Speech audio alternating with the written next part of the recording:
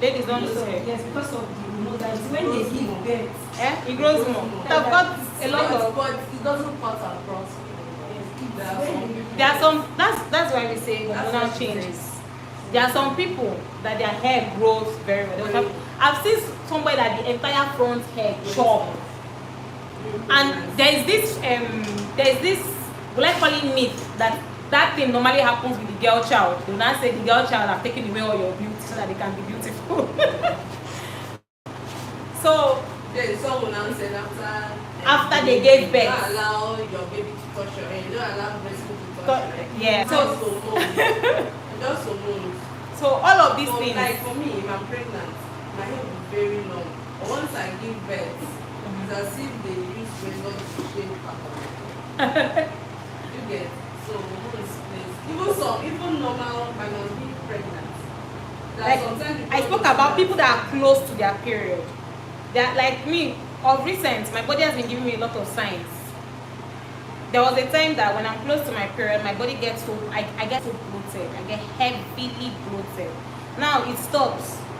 Then there was a time I started having signs of this what's this thing that brings out when you pee, it brings out blood. There's a name for it too. Pile. I started having that symptoms close to my period. And I'm like, what's going on? Then after a while, it changed again. Close to my period now, the thing that I started noticing is that all of a sudden, I start having stretch marks on my tummy area. That it will be itching me, I'll just be having lots of. So, different strokes for different folks. There's no two people that their body is the same. That's why you can never use your own to judge another person's own. That's why it's very wrong to say, why you always tired? But when I was pregnant, I was not. Because people's body differs. There are people that once they drop their baby today, tomorrow they look as if they didn't even go to the hospital to give birth. But there are people that when they give birth, even after the pregnancy, that tummy has not, and it's not by tying. It's not by tying the tummy. So you have to understand the differences in individuals. That is why again I talk about empathy. In this beauty industry, empathy is key. You have to be very empathic in anything you do. You have to know how to talk to people, how to address people, how to relate to them in such a way that they don't feel offended, they don't feel bad, nothing gets to them. Any questions? You're welcome. Now let us look at ingredients to avoid in your hair care routines. Number 1, sulfates. Ingredients to avoid in your hair care product or your hair care routine. Number 1, sulfate. Sodium lauryl sulfate, known as SLS. Where's the marker? How am I replacing it? Sodium lauryl sulfate, known as SLS.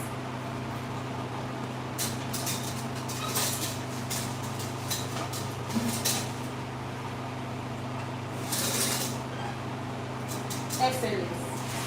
Sodium lauryl sulfates. Who can guess what SLS are? They are foaming agents. And that is one of the top foaming agents a lot of your salon bought shampoos use. So today we are learning that SLS or sodium or SLES are foaming agents that are commonly found in shampoos. They tend to strip the hair strands and can be harsh and drying. SLES will strip your hair of its natural oil. So one of the ingredients that you really want to avoid when you're making your hair care product is anything SLES. You don't want SLS, you don't want SLES, anything sodium lauryl sulfate in your shampoo can be very harsh and can be very stripping to that particular product. The second thing you want to avoid, the second ingredient you want to avoid is parabens.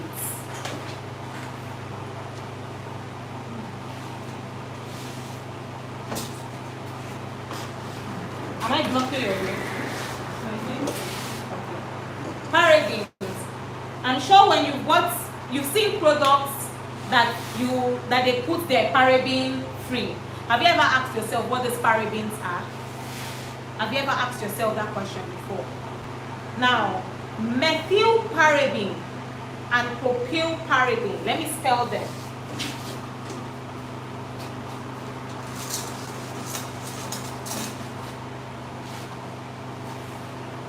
Methyl, so we just fill this matter now. Methylparaben and propylparabens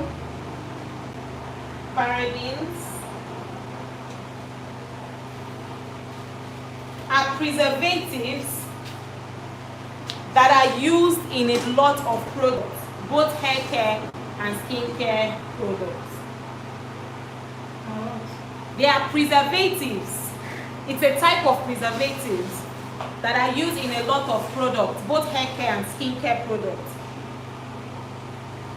And there's a lot of research that has shown that this particular type of preservative tend to cause unnecessary hormonal changes. There's a research that shows parabens tend to cause a lot of hormonal disruptions. So we've been generally advised as cosmetic formulators to avoid anything parabens in our formulations. Hormonal disruptions.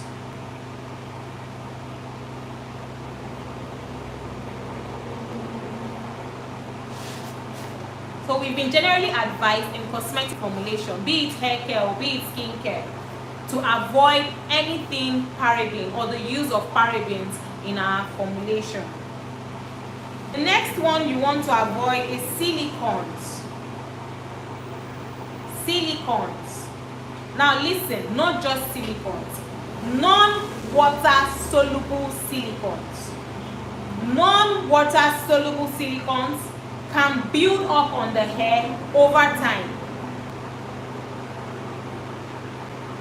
Non-water soluble silicones can build up on the hair over time, leading to potential issues like weighing down the hair and reducing the hair volumes.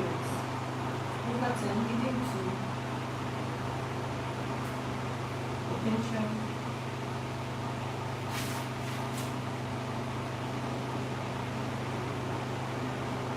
Leading to potential issues like weighing down the hair and reducing the hair volumes.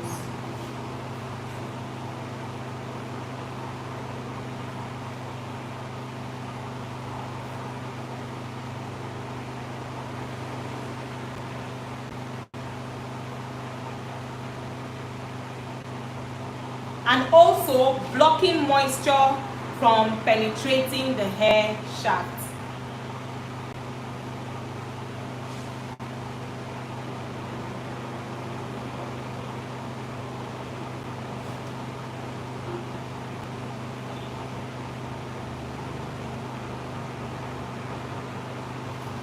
Another ingredient that you need to avoid in your hair care products are synthetic fragrances.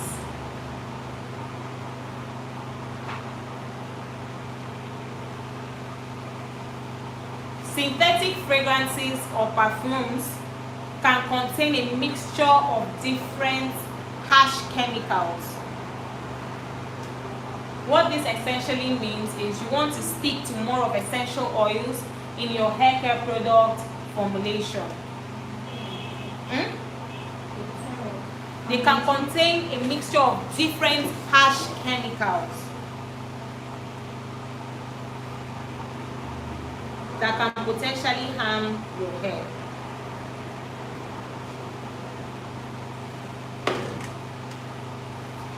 Now let us look at some gentle ingredients that you can actually use for your hair. We have the shea butter.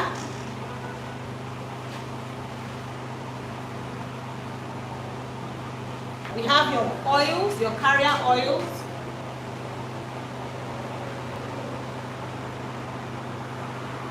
Panthenol. Aloe vera. We have the argan oil.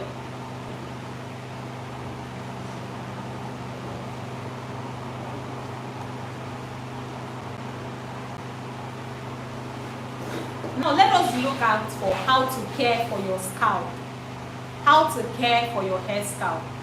You would agree with me that if your hair scalp is damaged, it can potentially damage your hair.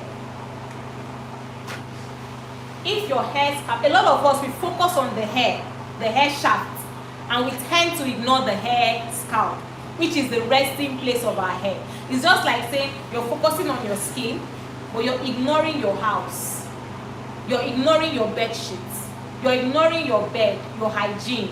At the end of the day, after buying all of these expensive skincare products, you still go back to do what? To lie down on that same bed. Now you will now do cross-contamination. Cross-contamination of bacteria. You rub expensive cream and still go and find yourself back on the dirty bed. So that same thing that you're trying to avoid, you will still end up seeing it under your skin. So the very first thing you want to do about your scalp health is keep your scalp clean. You want to ensure that you keep your scalp clean. Number 2, avoid harsh products. Moisturize your scalp. Exfoliate your scalp. A lot of us don't know that you can scrub your hair scalp. You don't. Have you ever seen a hair care scrub before? If you go to big salons in Lekki, like big, very big, high-class salons, they offer hair exfoliation and hair steaming service. You also want to try to steam your hair once in a while.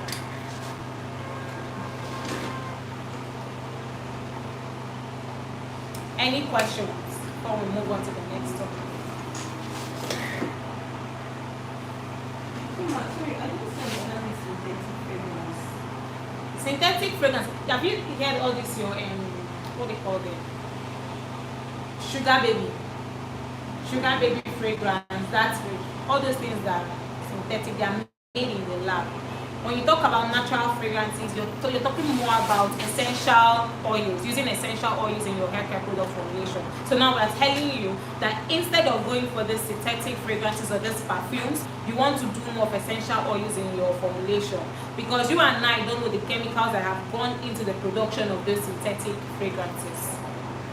So which means, sorry, for one now to get... Why do you guys keep saying sorry to ask questions? For one now to use to get a particular fragrance, which means you need to mix your own essential Yes, oil. you can mix your own. Like the other day, I gave an example. If you mix lavender and lemon essential oil, the fragrance you get is exquisite.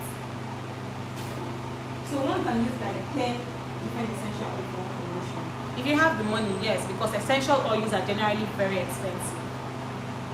And you just need them in 1%. So if you want to use 10, it means what? 0.1% of each. Any further questions? Now, Sorry, ask. what's the example of silicone? The silicone that I know, that I like, that I use most of the time is the Meticone. I don't know another one. So you can help us and research. But Meticone is actually water soluble. So it's actually safe. Okay, so it's non-water soluble. Non-water soluble silicones that you should actually avoid.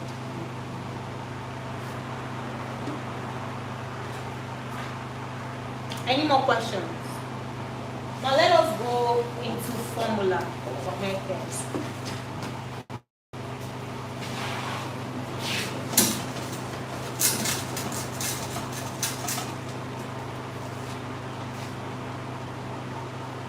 Where's the marker? Every time I read this. Hair care formula.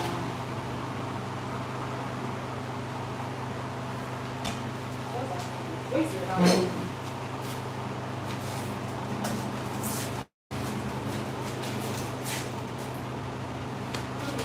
Now, just like in skincare, hair care formulas are actually written in percentages. Just like in skincare, hair care formulas are actually written in percentages.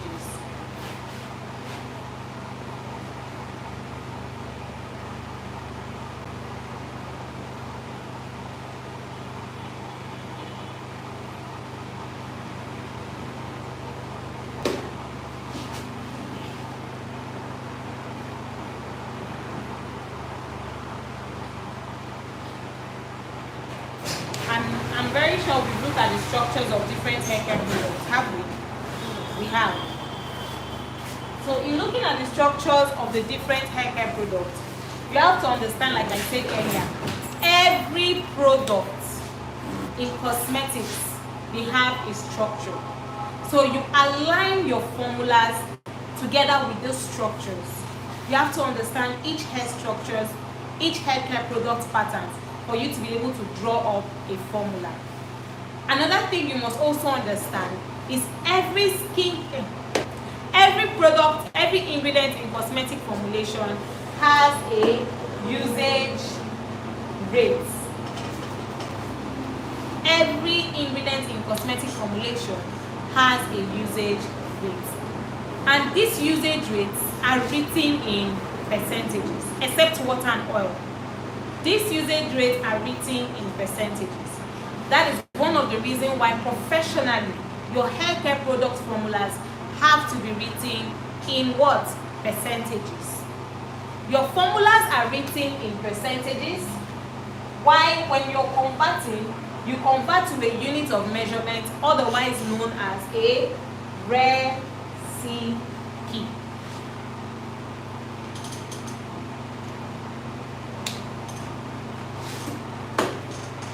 I've given you the structures of all the products we have in hair care.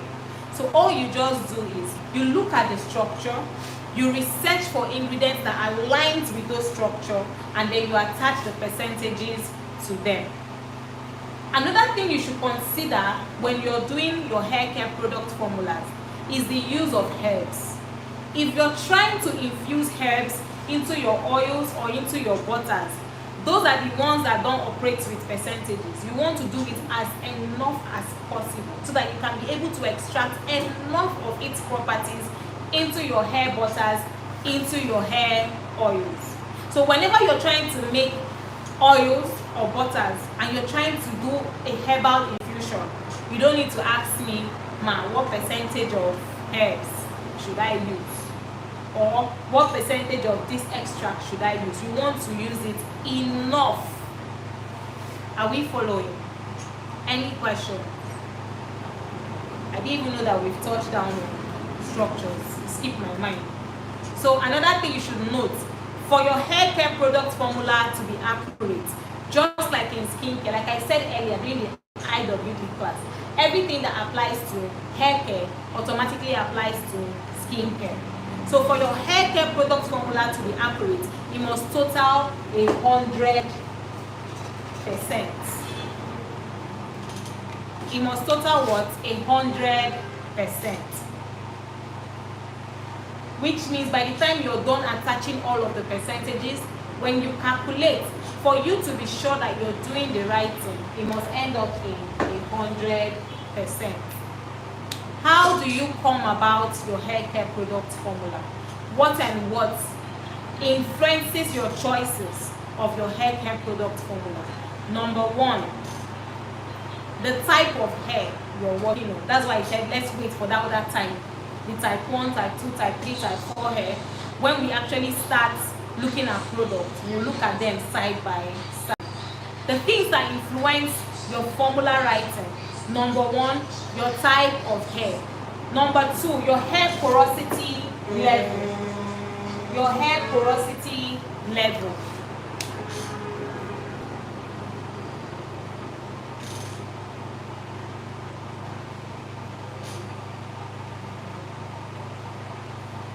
Number three, what you aim to achieve with that particular formula. Do you want it to be a treatment product, a hair growth product, or a moisturizing product? What you aim to achieve will help you guide on the type of ingredients that you should use.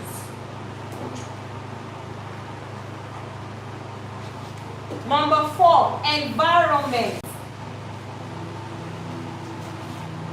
Where your target audience is goes a long way to determine the kind of hair care product the kind of ingredients you're going to use. And not just about the environmental factors, also about the monetary factors. You cannot be targeting audience in school and you're using high-end ingredients, because the cost of the ingredients that you're actually working with will, at the end of the day, influence the cost of your final product. So if you're targeting students in public schools, you want to keep it at a minimal level that they can be able to afford. There is one thing to the price of your ingredients does not determine the quality. That's one thing we have to take to the back of our head. Or the price of your product does not determine the quality. That somebody bought a particular hair cream for $5,000 does not mean that another person's own for $20 will not work. Everything depends on the target audience. I used to tell people, if you go and buy a Rolex watch and I buy my normal watch from Aboki, at the end of the day, both of them are still telling time. It's just that Rolex right now is not for me. I cannot afford it. It will be a joke carrying Rolex to go and sell to students in uniports, because average students there cannot afford it. So when you're trying to pick out your ingredients, you want to look out for affordability and the environment where you are, because at the end of the day, you're making products for sales, you're making products for money, you're not just making products for jokes and fun. Are we following? Are we following? The next thing you want to consider is the age brackets. The age brackets.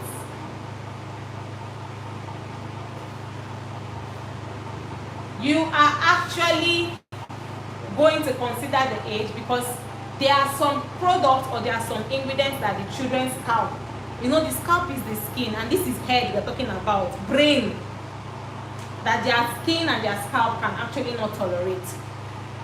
You also have to consider age, because as you're growing, your body is changing. The same way your skin is changing, your hair is also changing. That you only applying shea butter on your 2-year-old does not work on your 20-year-old daughter's hair. It plays a major role.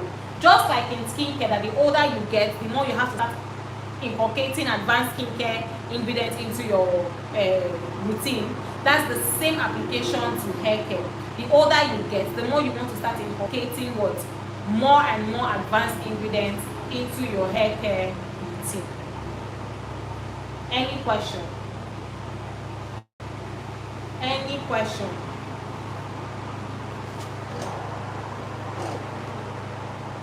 So I want to strongly believe that we've touched down everything holistic skincare. We've touched down everything formula. And the next time we're coming, we're diving into productions. Right? That's the next thing on the list. Or what? Let me see. But can we see how formula looks like for the way? The same way skincare product formulas look like. The same way. Percentages. Like for conditioners, it's the same thing. Phase A, heated oil or heated water. Phase B, heated oil or heated water. Phase C, cool down. We are going to see it when we start writing formulas for individual products. What's the next thing?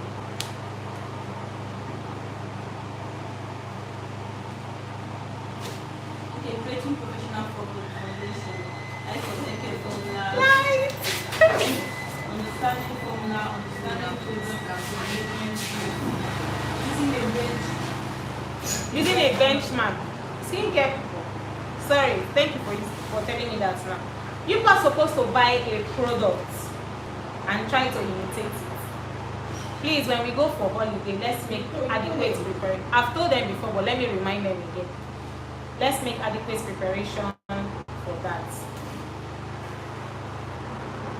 Any kind of product. Any kind of product.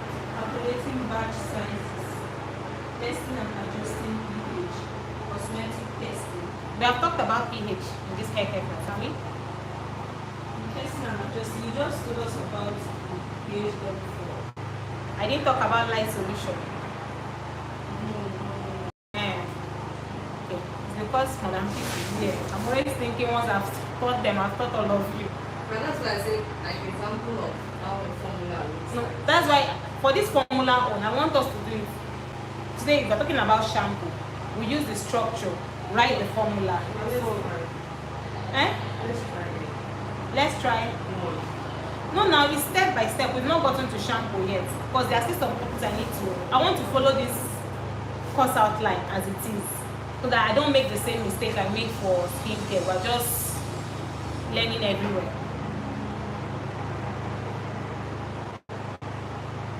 So let's talk about pH extensively.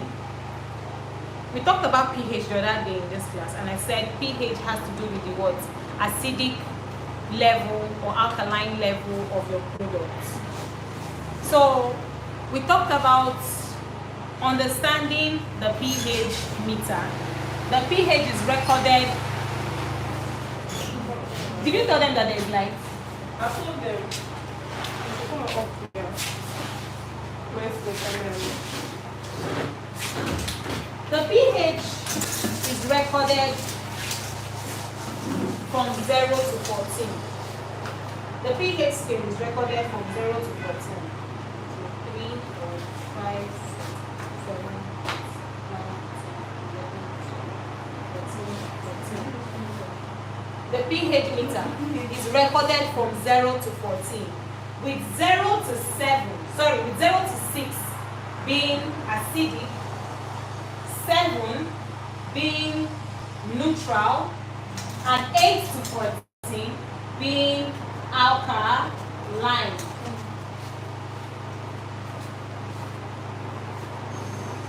When you're making your hair care product, you want to ensure that your products are not too acidic and your products are not too alkaline in nature. Just like in skincare, your hair's natural pH is somewhere between 4.5 to 5.5. So you want to keep your hair care products. Around that particular level. How do you determine the pH of your product? You determine the pH of your product by focusing on the active ingredients.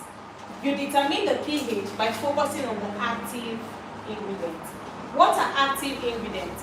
Active ingredients are the ingredients in hair care products or cosmetic formulation that are responsible for causing changes at cellular level.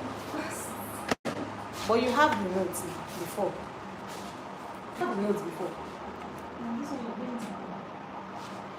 Active ingredients, they are ingredients in skincare or hair care or cosmetic formulation that are responsible for causing changes at cellular level. What this means is, if you say a product is anti-dandruff, it simply means that there is only 1 or 2 or 3 ingredients in that particular form that is responsible for taking out this dandruff. The particular ingredient responsible for taking out this dandruff, active ingredient in that particular formulation. So, to determine the final pH of your product, you want to focus only on the active ingredients and not just your herbs, not herbs. You want to focus on the cosmeceutical active ingredients. For instance, if you have a hair care product formula for anti-dandruff that contains MSM and contains salicylic acid, let us assume it's a shampoo. You know, in shampoo, there's water, there's going to be surfactant, foaming agents, there's going to be essential oil, anything you want to put in your shampoo. But we don't care about those other ingredients. The major thing you want to pay attention to when you're talking about pH or you're trying to allow acid. Now, check on suffixnatural.com. Check for the pH of MSM. Check, go to your phone now. Suffixnatural.com. Check for the pH of MSM and also check out for the pH of salicylic acid.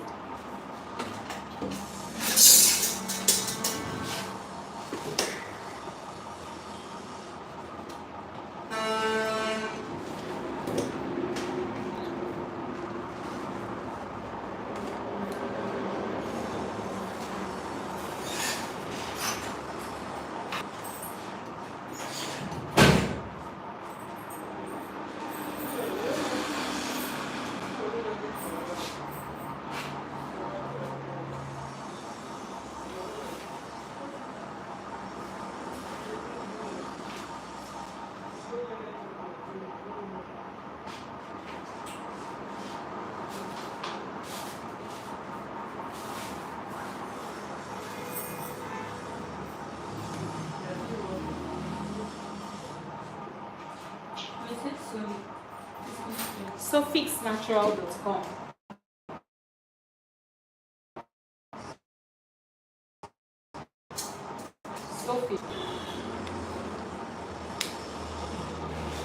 Check for the pH. Bring out your phone, everybody. Go to Suffix. Check on formulation guide. Suffix, we adjusted her. Check. It's nothing. Of which one? Recommended usage.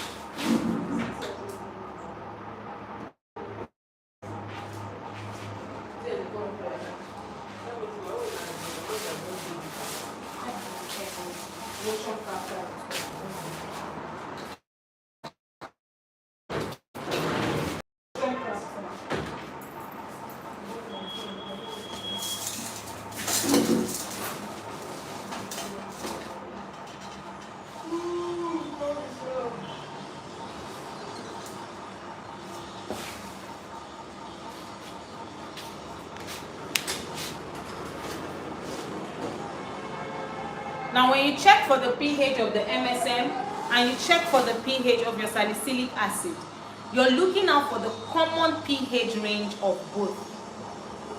You're looking out for the common pH range of both. It is the common pH range of both that will end up becoming the final pH of your product.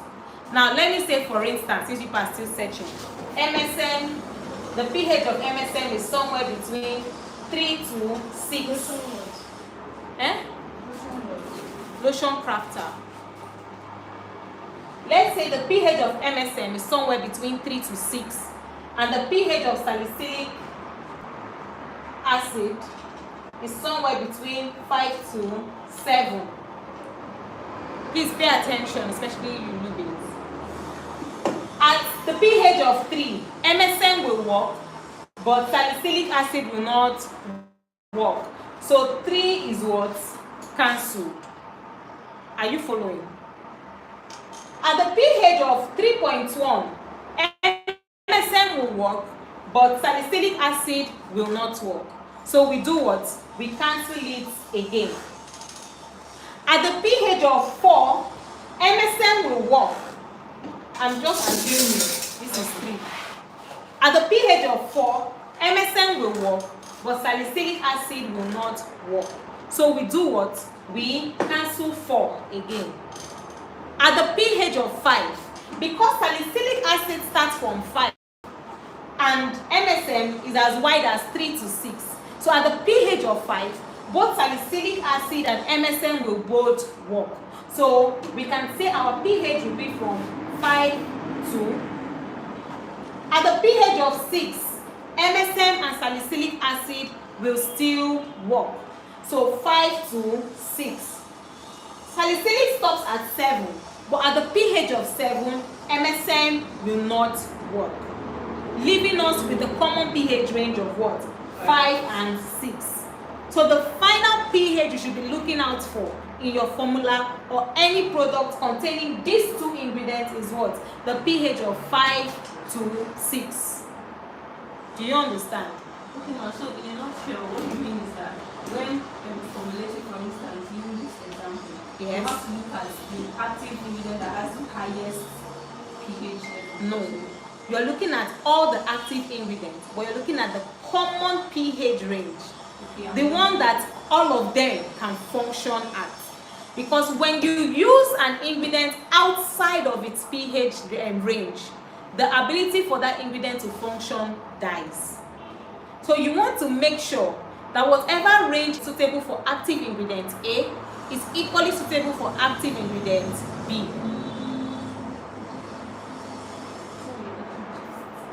It's 4 to 7. No, I said I just assumed. I'm not saying that is it. It's going to check now. After I finish, is that when you say? Okay. Let's start so that you can understand. So MSM is what? MSM is what? 4 to 7. Salicylic acid is what?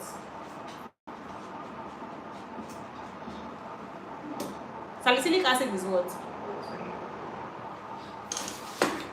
0, 1, 2, 3, 4, 5, 6, 7, 8, 9, 10, 11, 12, 13, 14. Now, assuming this is your pH scale, not assuming, this is your pH scale, and you're working with, you're trying to make a product that has MSM and salicylic acid as the active.